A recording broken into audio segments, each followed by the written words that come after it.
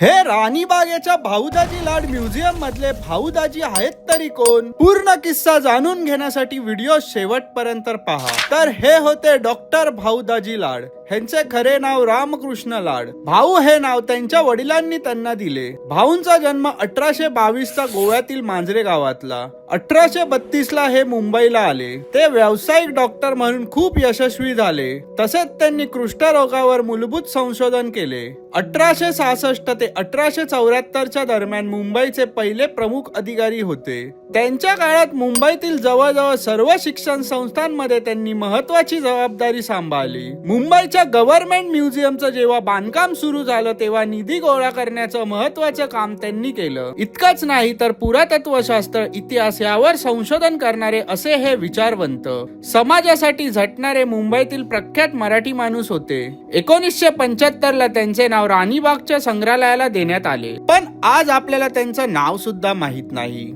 मुंबईसाठी झटलेली ही मराठी रत्न इतिहासाच्या पानात हरवत चालली आहे. एका मराठी माणसाला दुसऱ्या मराठी माणसापर्यंत पोहोचवण्यासाठी आम्हाला सहकार्य करा.